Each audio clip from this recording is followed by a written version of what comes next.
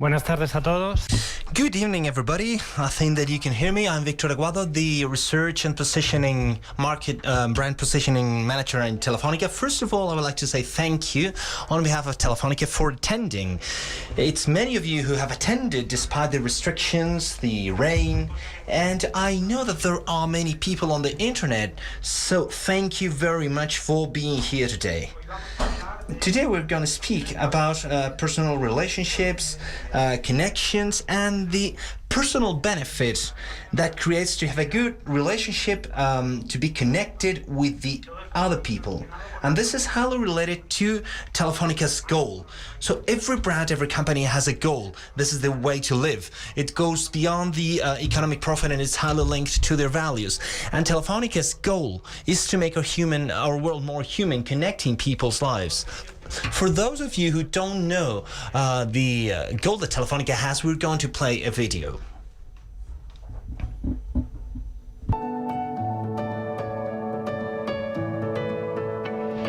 Sometimes it all comes together, you know it's right. We try and work to connect people's life, and we've always believed that we are much more than deploying fiber. Connecting is sharing values and experiences. In order to be part of something bigger than us, it is to be moved together. Connecting is learning, is knowing, is to reinvent in order to participate in the world. Connect is be able to access art, culture, wherever you are. Connecting is transform in order to be more competitive. It's to be an entrepreneur, to discover new opportunities. Connecting is knowing better in order to make our best. Is to understand what surrounds us, to protect what matters us. To connect is to take care of ourselves and take care of our planet. To connect is be open to the new things, to grow as people and as society. To connect is to collaborate, it's to make a team, it's to move on together without leaving anybody behind. Connecting is being all together to create bonds that help us accomplish amazing things. To connect makes us more humans. What happens through our networks are not megabytes, it is live. This is why we will keep on working in order to make our world more human, connecting people's lives.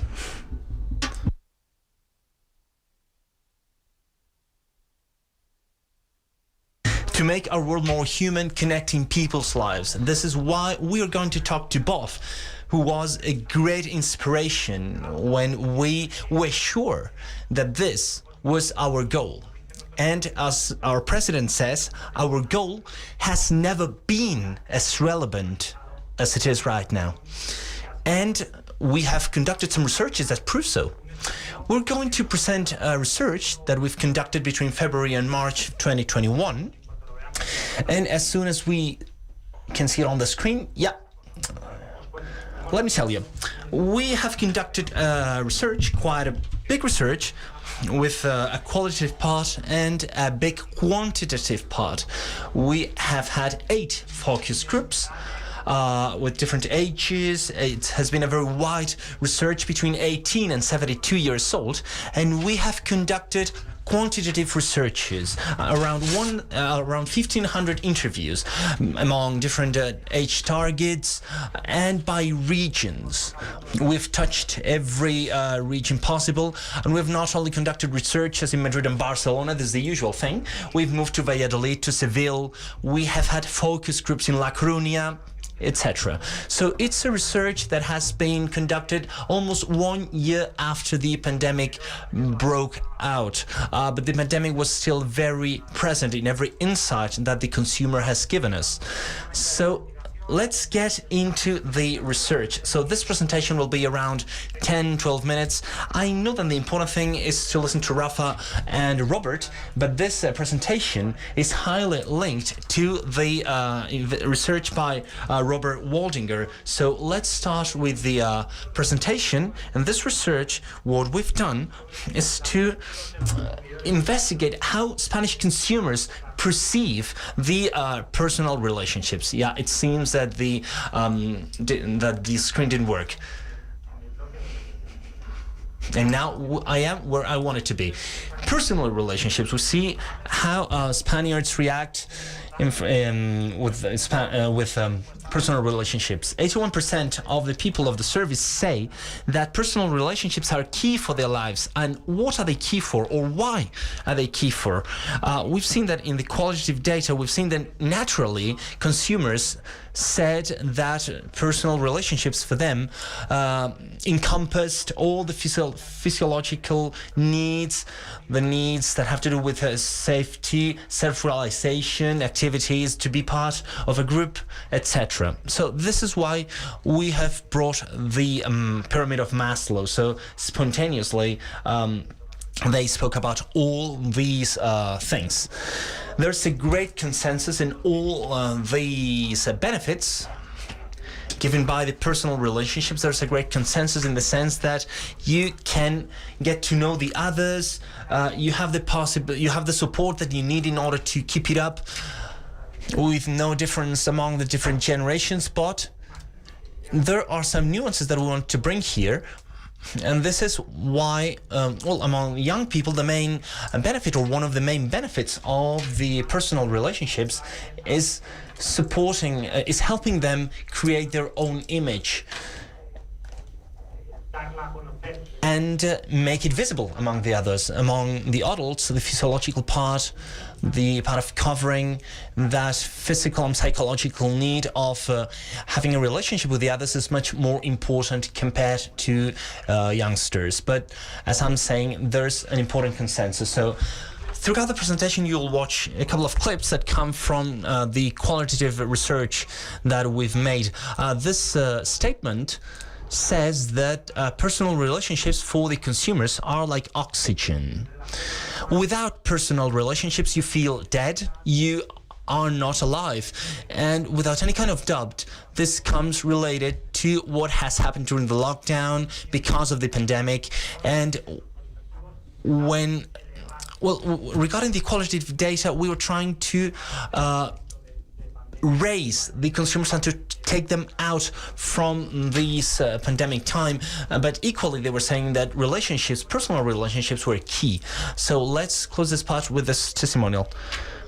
It means that it's like we are social by nature. I mean, it's impossible to think. I mean, you can't think of on your own, just alone, and that's it. We all share something we need from the others. We need the others. No, please, go on. No, everybody that surrounds you contributes new knowledge that you didn't know. This is what Anna said. It makes you grow as a person, and you are nurtured by other knowledge. Yeah, personal growth, right? Yeah, but the more you open your circle, the better, at least for me. Okay. So I was going to say something. If you want to go fast, just go alone.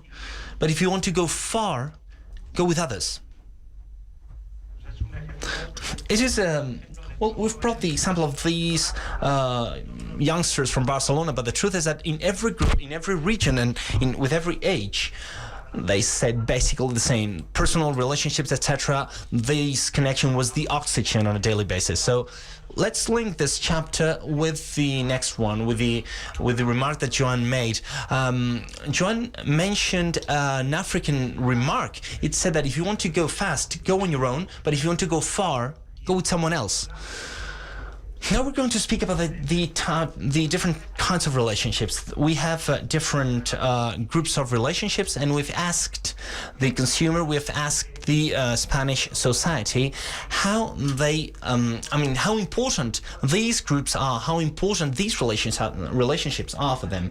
The truth is that after speaking to all the participants on the research, no matter their age, we were sure that it was very easy to rank the different relationship groups, just taking into account the privacy that this relationship has and the durability of this personal relationship. We could rank any kind of relationship, and this is what we did during the qualitative compilation. So you have your family of origin, your for example, a father with his wife, with children, and the close friends. But we've learned that these borders are liquid, that life eventually is like a road movie. The main character goes in his car, on the motorbike, etc., like Thelma Louise, and some other characters join the scene. So, for example, at the beginning, the parents of your children's school, for example, that seems to be not very intimate, not very close relationship, and in the end, it becomes into a permanent relationship. Same happens with couples, exactly the same. So, this is what could happen. It's true that we have these borders that are liquid, that move, that depending on who you ask, although there's some consensus regarding this grouping, but there's consensus regarding how important relationships are. There are two groups that are the most important for the Spaniards, and this is the family of origin and the couple of children. Almost 87% of consumers that we've asked said that the family of origin and parents and children were the most important groups of to relate. So there are some differences depending on the moment where you are in. The key groups change in terms of how important they are. As you can see, the family of origin during the first years of our life for the younger generations are very important, and same happens with us. As we have our own family with our couple, we, of course, our family of origin is still important, but maybe that first place belongs to our own family and not to the family of origin, if you understand what I mean. And regarding sex, we've seen some differences. It seems that among women that we've interviewed, it has been quite a big and wide survey. Among the women that have been interviewed, there's a higher balance between how important the family of origin is and how important the couple and children are. We think that this has to do with the fact that in the Spanish society, women are the ones that usually take care of their children, their brothers, their parents, and this is why we think there's a higher balance among women than among men. Every relationship counts. Every relationship is important, but there are some relationships that are especially important for us, like the relevant relationships and the quality relationships. Spaniards are quite picky when setting these circles of relationship. 86% of the interviewed said that they were really picky when they had to build these relationships, and this is why almost 60% said that have around between 1 and 4 quality relationships. You can count them with just one hand. And when we asked them where to find these quality relationships, almost everybody said that they were at the family of origin, couple and children, or close friends. And this took us to an hypothesis. It made us think that maybe the key condition to have quality relationship was the fact of being relative. And they said that no matter the quality groups or the quality relationships are mainly with the family of origin and between children and couple, trust is the main variable to set these quality relationships. Much more important than kinship. You see, 86 compared to 18. And we're going to end up with the last chapter. I know that we have to listen to Bob, so this is why I'm trying to speed it up. Of course, we have relationships, we have relevant relationships, the connections are very important, but in many cases we don't have a relationship without a connection. We wanted to ask for how important technology is in relevant relationships. What did we see? For 69% of the interviewed people, technology helped them when having quality relationships, and even 59% of the interviewed thought that it was very important or quite important thought that social media were very important. This qualitative research we've seen that some people said, well, I have a relationship with some old teammates I don't want to see, but I only see them on social media. So that was quite common. So we see that this incidence of technology that helps people have more quality relationships, or the fact that social media are increasingly important, is more relevant among youngsters. So between 18 and 35 years old, technology is much more supportive. Social relationships are key, but we can't underestimate baby boomers in the sense that technology helps them keep quality relationships 59%, or it even helps them keeping relationships and well, 51% of baby boomers said that social media were very important. So, of course, there are different contrasts. We've seen that that older people said that young people were overusing technology. We've been talked about self-lockdown by youngsters, but generally speaking, there's a positive statement around technology, and it has been increasingly important after the experience that we've lived during the lockdown and the pandemic.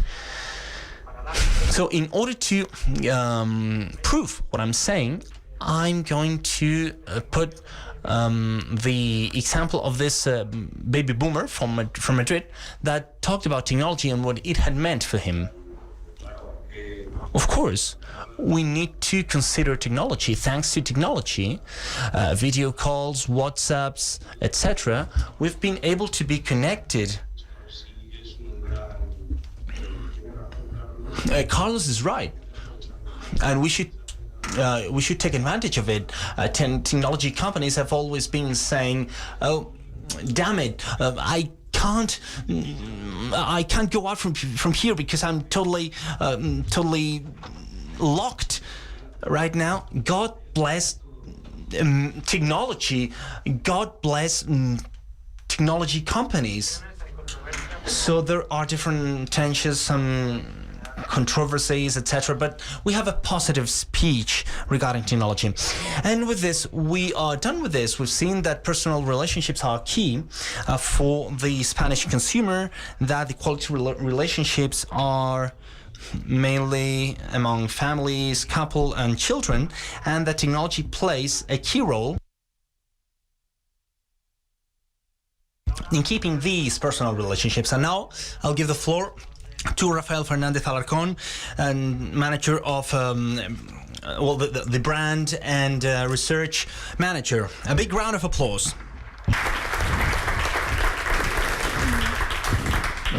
Bueno, Víctor, muchas gracias. Hemos aprendido mucho. Thank you very much, Victor. We have learned a lot about relationships. One of them is that relationships change as time goes by. And people that maybe you have a relationship with, well, it ends up by being quite an intense personal relationship. So congratulations, Victor. You've been 20 years at this company, by the way. Well, thank you all. We have the great pleasure of having Dr. Waldinger with us. I think that we're about to connect with him. In the meantime, I'm going to introduce him for those of you who don't know him. He's a psychiatrist and he's a teacher at the Harvard University. He is the manager of the Psychodynamic Research Center of the University of Massachusetts, and besides, he has fostered the Lifespan Foundation. He has conducted the longitudinal research about adults. Maybe this doesn't tell you very much, but it's the most important research ever to analyze the variables that have an incidence on health and mental well-being of people. And this is a research that has been conducted during more than 80 years, that has analyzed more than 700 people's lives. You can see Professor Waldinger there during his TED Talk that, what makes a good life? He says that the speech is on the top 10 of the most watched talks ever. Mr. Waldinger. We can see you there. Am I here? Hello, Dr. Waldinger. Thank you for joining us this afternoon here in Madrid, morning in Boston.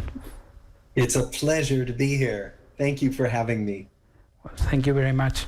Let me start. No, we can't play the video from the TED Talk, no, but we would like to have the opportunity, no, having you here. How would you summarize what you are saying in this talk, and what do you think is the magic that makes this TED Talk one of the top 10 in the world? Well, I will summarize it briefly. I don't know what the magic is, but I think it is this message about how important relationships are for our well-being. That was a message that people wanted to hear more about, and that's what made the TED Talk widely viewed. Let me say a little more. You gave a nice introduction. First of all, I also want to thank Victor and his team, because the research that he's doing is so useful, and it very much dovetails with the research that we've done. So this research is, as far as we know, it's the longest study of adult life that has ever been done. It started in the year 1938 and followed 724 people from the time they were teenagers all the way into old age. Almost all have passed away now. And 2/3 of these people were from Boston's poorest, most disadvantaged neighborhoods, and they were from immigrant families.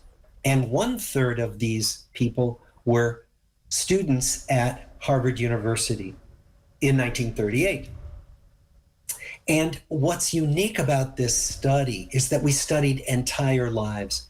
Most studies ask people about one small period in their life. They ask people to remember back about what life was like in the past. But a study that follows so many people for 83 years is absolutely unheard of.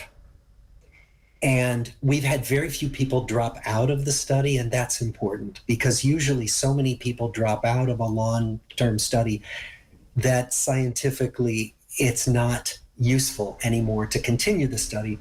Almost nobody has dropped out of our study, which we feel very privileged to be able to say. So what did we study? Well, we studied the big domains of adult life. We studied mental health, physical health, people's work lives and their satisfaction with work, marriages, friendships, family relationships, community involvement. And first we sent them questionnaires, and when they entered the study, we did medical exams. We even visited their homes and talked to their parents. And then eventually, as methods changed, we had them fill out questionnaires, but we also got their medical records from their doctors. We videotaped them talking with their wives about their deepest concerns.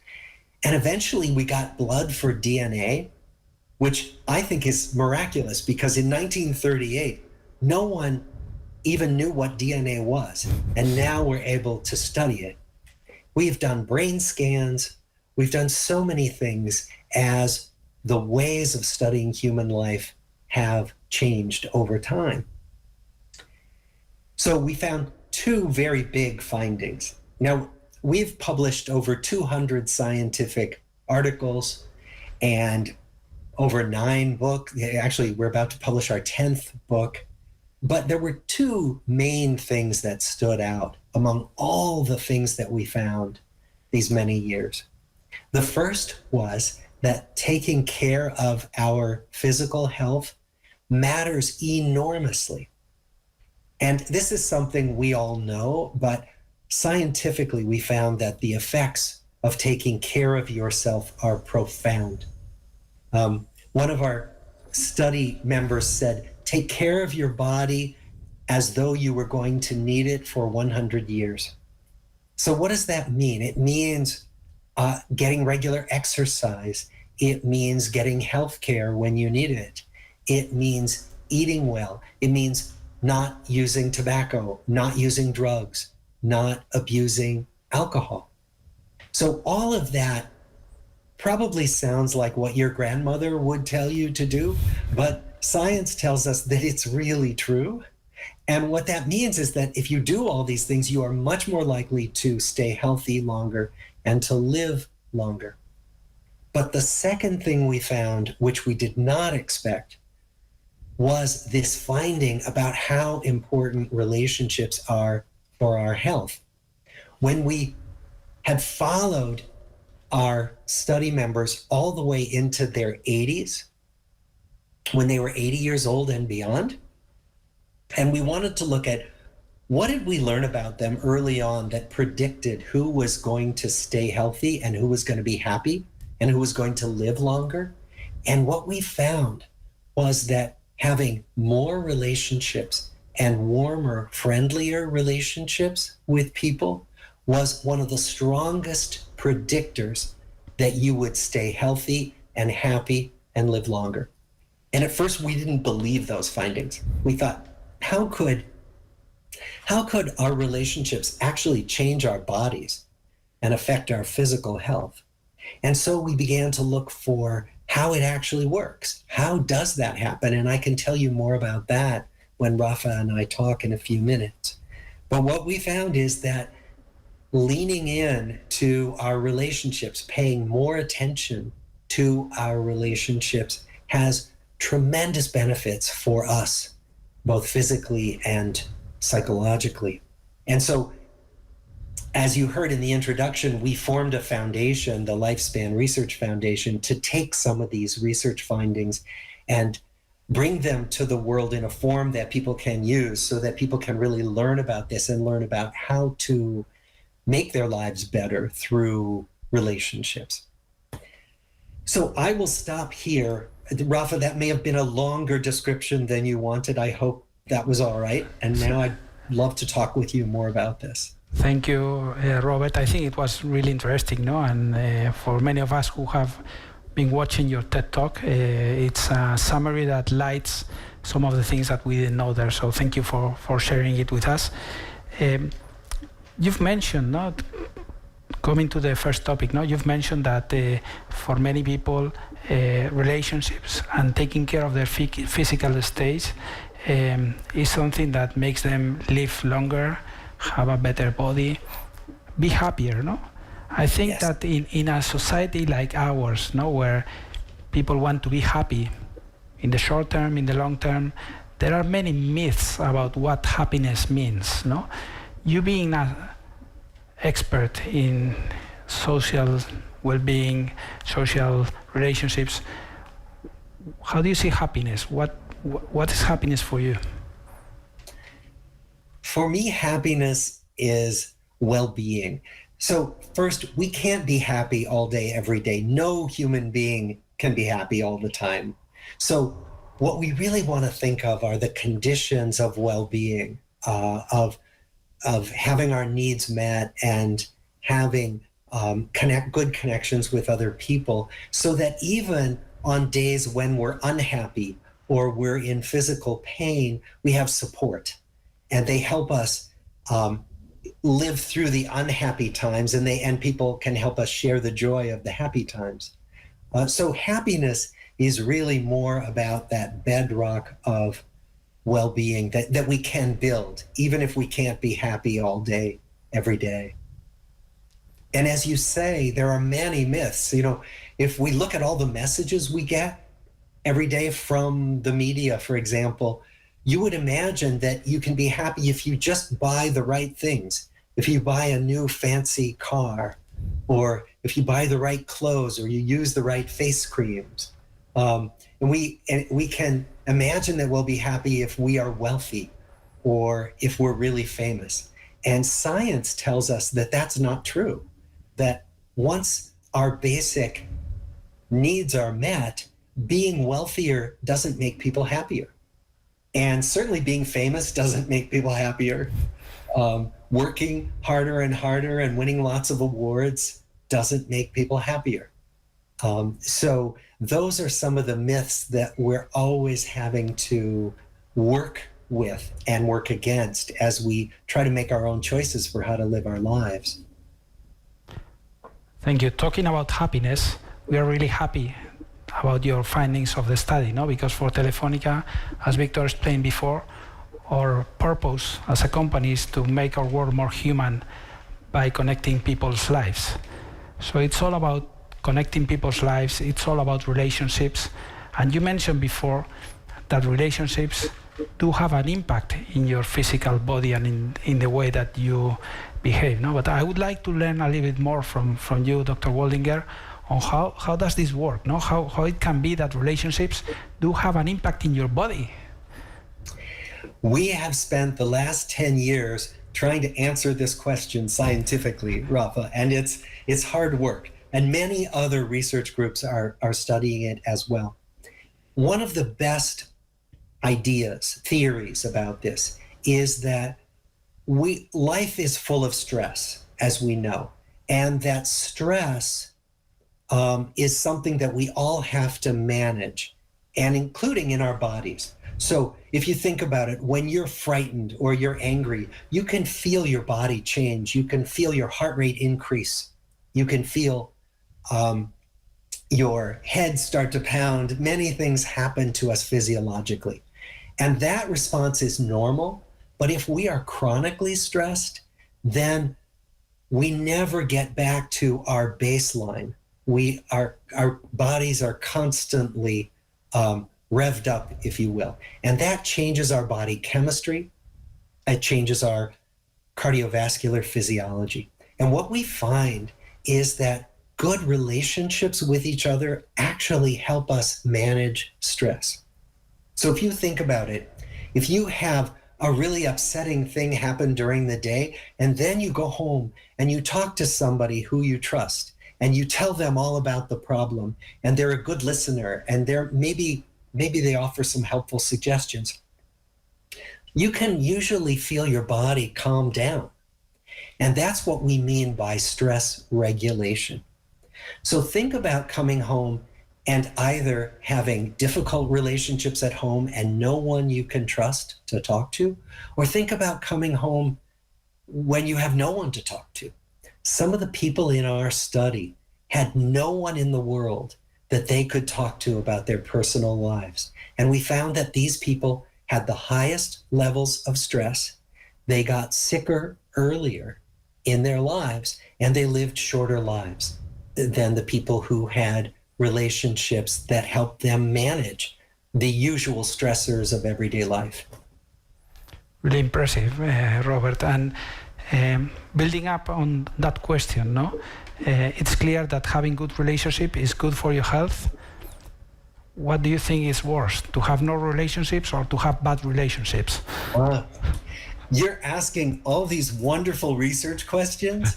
So no one knows exactly the answer to that question, although people are trying to study it.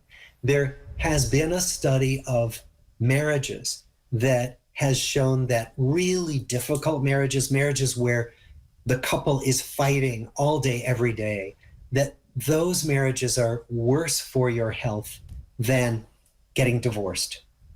But it is very difficult to know whether being with somebody in an unhappy relationship is worse than being alone. And I think what we are going to find is that it is different for different people. For some of us, being alone is the worst thing that could happen to us. For other people, being alone is not a problem.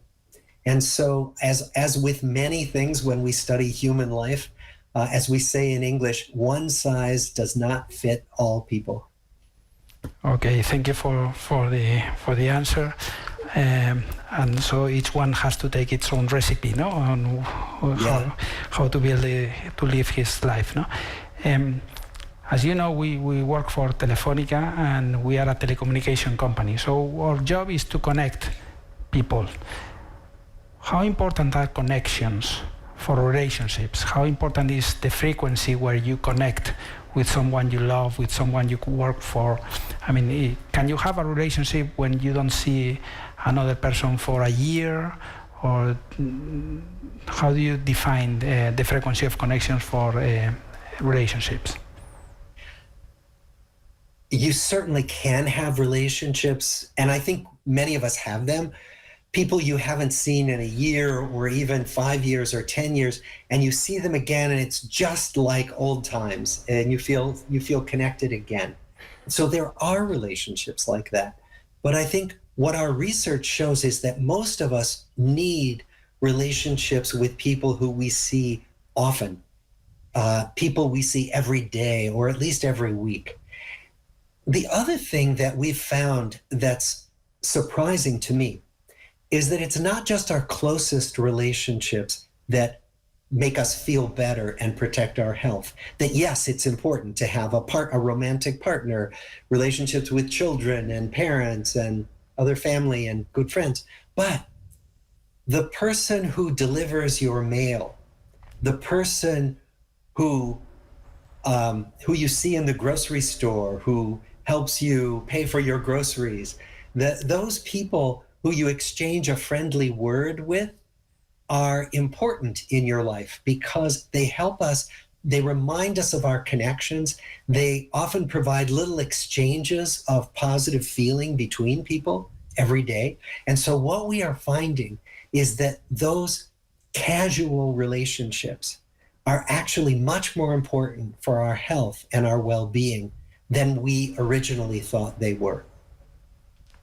Okay, thank you for that, no? Because I think that is a conclusion which is slightly different to what we were finding out in the study that we have been doing ourselves, that groups the most important relationships just between your couple, closest family and closest friends. And this tells us that we need to continue the conversation and we need to continue learning from this kind of studies, no? But I was just going to say, I think, Rafa, that most of us, when you ask people, who are your most important relationships, they will say just those people, your family, your closest friends. What we ignore is how good it makes us feel when the person in the supermarket smiles and says hello to us. We forget about that. We take it for granted. Or the person in the office who we don't know very well. And that's what we're finding, that during the pandemic, we miss those small, friendly exchanges with people at the workplace. Got you. Thank you very much, because it's, as you say, it's different who you think that is the most important than, as you have done in your study, what you realize that are also very important relationships that we have to take into account. Thank you very much. I think that to put all of you in context, no, when some months ago we were working with Picnic, no, the brand consultancy with Alex here and Carlos and all the team here, we were thinking what it meant, our corporate purpose, no, to make our world more human by connecting lives. And then in a workshop that we were doing all together in Buenos Aires, they shared with us your TED Talk, no, of the human relationships, the one that you explained it before, no? And for Telefónica, for all of us, when we shared with the executive committee, it was really important because that put our corporate purpose at a different level. It was not about connecting, it was not about wires, it was not about 5G or 4G, it was about the people and the relationships that we can create, no? So thank you, because I think that it's been really important for all of us, no? And this takes me to the following topic, no, which is the role of technology. Victor has explained us before how we see the role of technology in building good relationships, and for some people it can be good, for some people it can be really stressful. What's your view? What are the learnings? Having such a long study, how have you seen evolving the role of technology in people's relationships? What we are learning, I think, is that technology keeps surprising us. That, so for example, I am a psychiatrist. I work with patients every day. I do psychotherapy with some patients every day. If you had asked me before the pandemic, could we do psychotherapy? Could we do meaningful work on a video platform? I would have said absolutely not. Well, it turns out it works very well for many people. I think what we are finding is that I used to believe, my bias was that in-person connection was really the only real connection that was useful to people in their well-being. But now I find that people are able to connect on Facebook with friends that they used to know in grammar school when they were 7 years old, and they've reconnected as a group of friends in a way that is so enjoyable for them that they never could do without technology. So what we're finding is that technology has unexpected advantages. The other thing we're finding, Rafa, is that it very much depends on how you use technology. And so one of the things you all may notice, if you spend time on the internet, let's say you spend time on your favorite social media platform, spend a half an hour on that platform and then turn off the computer or your phone and just take your own reading, your own temperature. Do I feel better? Do I feel more energized? Or do I feel lower energy? Do I feel more upset? And what we find is that depending on how people use technology, they can feel much better, happier, more energized, or they can feel much, much worse. So, for example, we know that teenagers can use social media simply to watch other people's Instagram feeds, right? Their photos and their likes. And it can be very demoralizing to believe that other people are having perfectly wonderful, happy lives, and I'm the only one who feels insecure some days or unhappy some days. And so we find that the people who use technology that way feel worse. And we believe their health may be worse because of it. We know they get more depressed. On the other hand, people who use social media to make more connections with each other, those people tend to feel better. Again, the research is just in its infancy, in its early stages. So I think we're going to learn more and more in the next few years from research on use of technology. Thank you, Robert. I would like to build on two additional questions on that one. No, the first one, you were explaining how you were doing your professional work through a telepresence or to a video call, and we have different views. No, there are some people who say that for those established relationships, for those established groups, they could jump on technology and keep that relationship very easily. But it would be really difficult for those people who had never had physical contact, had never had a relationship, to build that relationship through technology. How do you see this theory? Do you agree with it? Do you disagree with it? I would have said exactly the same thing 1 year ago. Since then, I have begun working with some people who I've never met in person, and I've begun working with them in psychotherapy. And they're very important relationships, very personal, intimate relationships. I never would have dreamed this was possible. For some people, this does not work. And so again, what I would say is that the important thing is to see what works for different people and to get to have the flexibility so that people have choice. Because for some people, this does not work, and for other people, it works surprisingly well. Well, thank you. Now I'm realizing, talking to you, that we have been having a working relationship, very fluid, and we have never met in person. And hopefully you will be able to come to Madrid next time, no? I very much want to, yes. But this has been a very good working relationship, even we didn't know each other before, no? And the second follow-up question is, you've mentioned about the use of teenagers, of social networks, and how people use the technology and how do they feel after using technology. Do you think that we should teach our kids in school on how they should use technology and how they should build relationships? Because jumping to relationships, it's if taking into consideration the conclusions in the study, it's so important for physical well-being and for quality of life.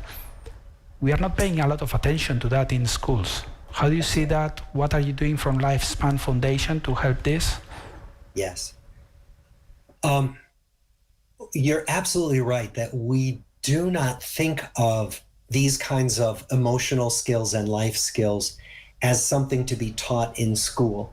And yet when we do that, there are programs in the United States and I think elsewhere in the world that teach children, this is what feelings are like. This is how you name your feelings. This is what you do with your feelings. This is what you can do when you have an argument with your friend. That when you teach children in this way, not only do they feel better and they have happier times with other children, but they do better in mathematics. They do better in reading.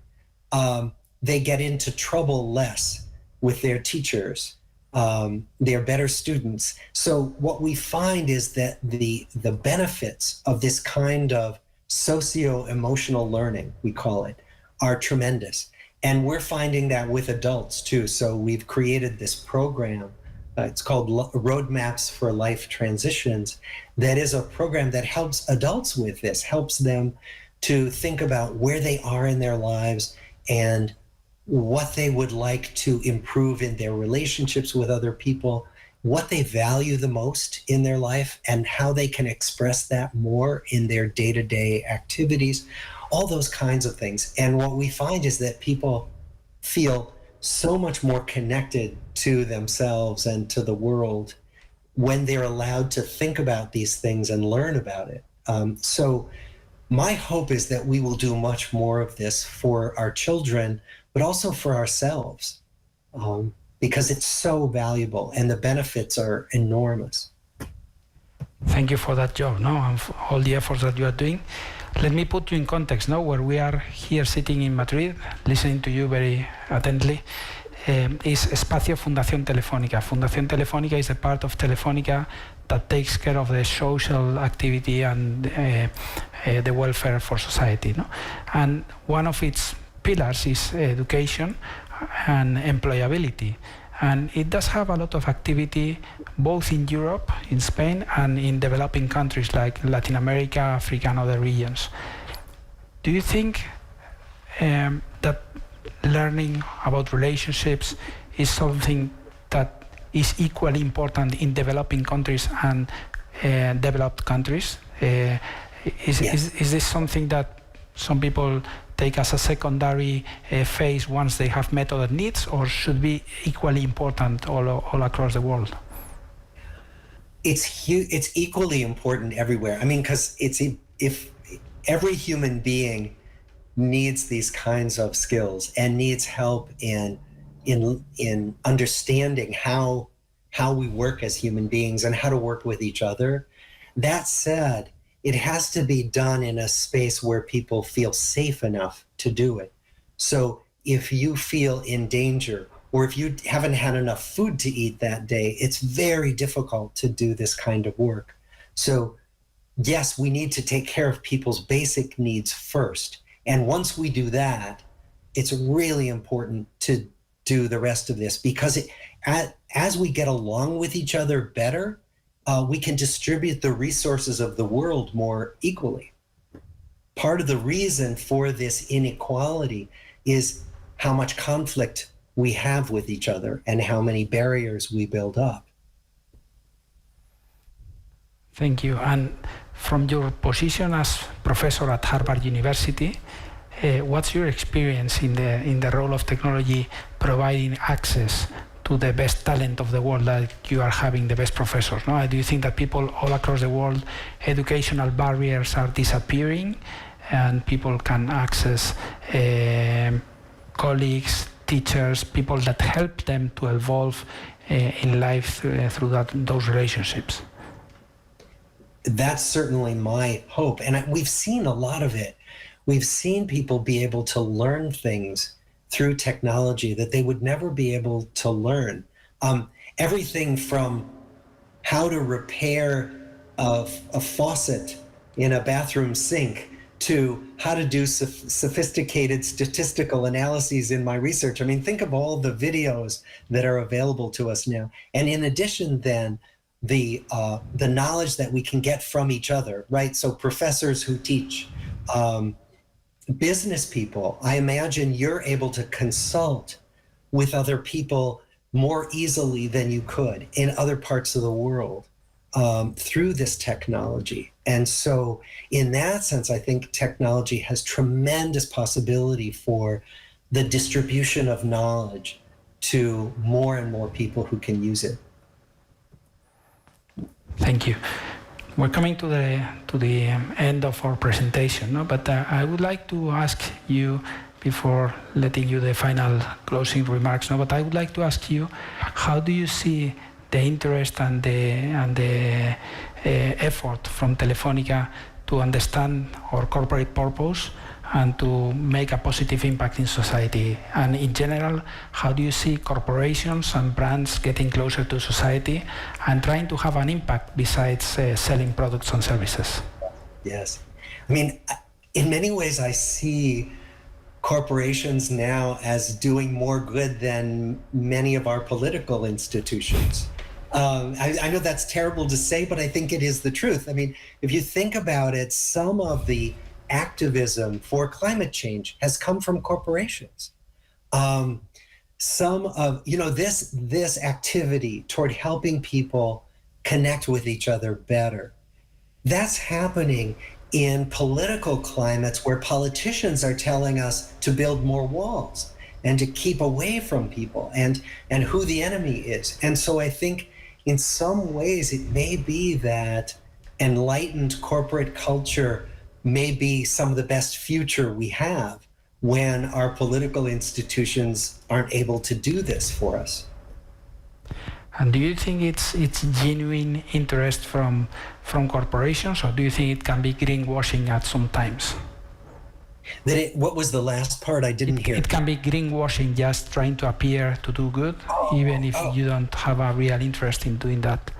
No, I think that, okay, there is research, I know, for example, business schools do research on this, and they find that when teams connect with each other better, that they are more productive, that there's more employee retention, that the bottom line is better. So it's not just, I don't think it's just for show that companies do this. I think companies realize that they do better financially as well as socially when they take care of people in this way.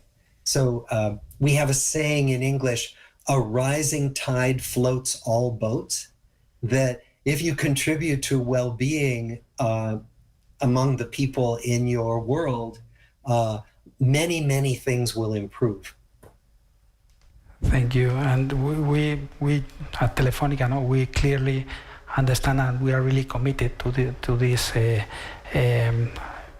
living our corporate purpose and enforcing sustainability, because we think that the more that we take care of climate change, the more that we embrace diversity, the better that we understand social needs and we help progress, the more sustainable that our own company and our own business will be. No? So in the end, it's long-term value creation, and this is the way that we are trying to see it.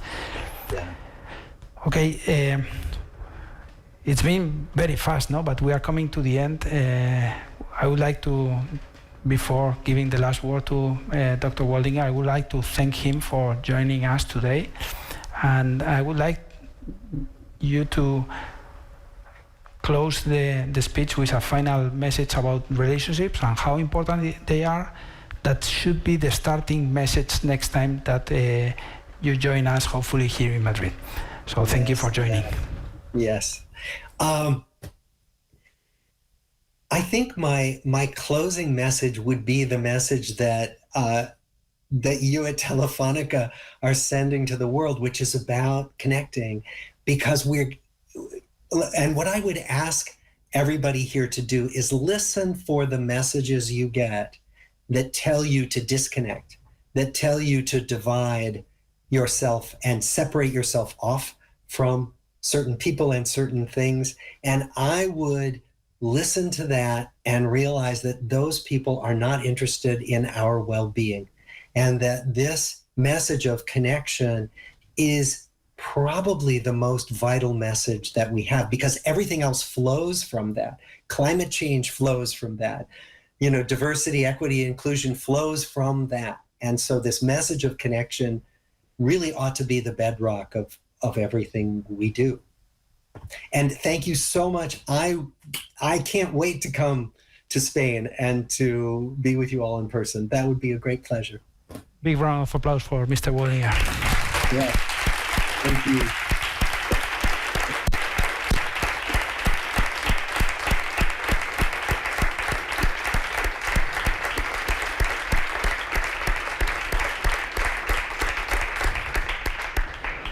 Thank you very much. Stay well and hope to see you soon. Too. Bye. Okay. Thank you. Bye. Muchas gracias a todos.